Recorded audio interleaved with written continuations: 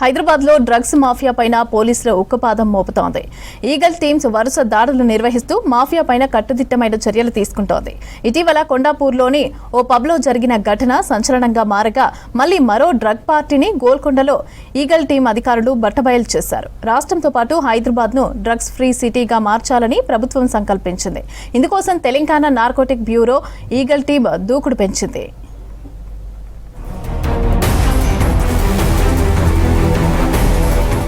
Weekend లో హైదరాబాద్ లో మరోసారి డ్రగ్స్ పార్టీ కలకలం రేపింది. గోల్కొండలోని తారామతి బారాదరి రిసార్టులో నిర్వహించిన ప్రైవేట్ ఈవెంట్ పై ఈగల్ టీం అధికారులు ఆకస్మికంగా దాడులు నిర్వహించారు. మోర్ దెన్ ఫ్రెండ్స్ పేరుతో జరిగిన ఈవెంట్ కు 200 మందికి పైగా హాజరైనట్లు తెలుస్తోంది. నిర్వాహకులు చివరి నిమిషంలో పోలీసుల అనుమతి కోసం ప్రయత్నించినప్పటికీ అనుమతి రాకముందే ఈవెంట్ ప్రారంభించారు. డ్రగ్స్ వినియోగదారులు హాజరయ్యారన్న సమాచారంతో ఈగల్ టీం డీఎస్పీ భిక్షపతి నేతృత్వంలో పోలీసులు రాత్రి 10 గంటల సమయంలో రిసార్టును చుట్టుముట్టి సోదాలు చేపట్టారు. ఎవరూ తప్పించుకోకుండా చర్యలు తీసుకున్నారు. 36 మందికి డ్రగ్స్ పరీక్షలు నిర్వహించగా 6గురికి పాజిటివ్ గా తేలింది. వారిని అదుపులోకి తీసుకుని పోలీస్ స్టేషన్ కి తరలించారు.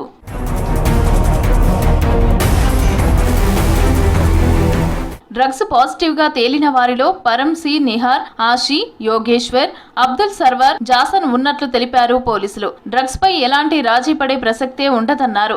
అనుమతి లేకుండా నిర్వహించే ఈవెంట్లు, పార్టీలపై కఠిన చర్యలు తీసుకుంటామన్నారు. సిటీని డ్రగ్స్ ఫ్రీగా మార్చేందుకు ప్రత్యేక దృష్టి సారించామన్నారు ఈగల్ టీం అధికారులు. హైదరాబాద్ లో డ్రగ్స్ మాఫియాపై పోలీసులు ఉక్కుపాదం కొనసాగుతోంది. ప్రత్యేకంగా ఏర్పాటు చేసిన ఈగల్ టీమ్స్ వరుస దాడులు నిర్వహిస్తున్నా డ్రగ్స్ వినియోగం మాత్రం ఆగటం లేదనే విమర్శలు ఉన్నాయి.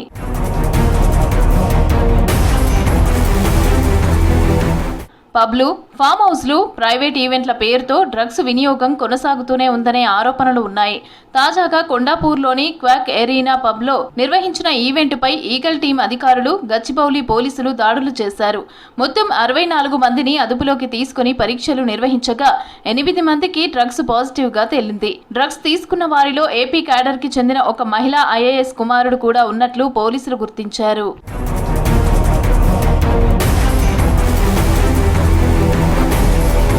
గత ఏడాది డిసెంబర్లో కూడా ఇదే పబ్పై దాడులు జరగగా అప్పుడు 8 మందికి డ్రగ్స్ పాజిటివ్ వచ్చింది.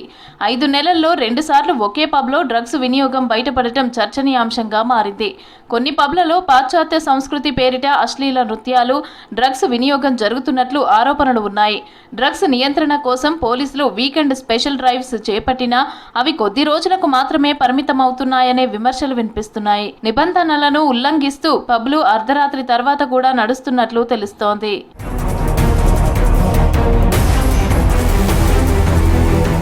డ్రగ్స్ కట్టడికి కఠిన చర్యలు తీసుకుంటున్నట్లు తెలిపారు పోలీసులు.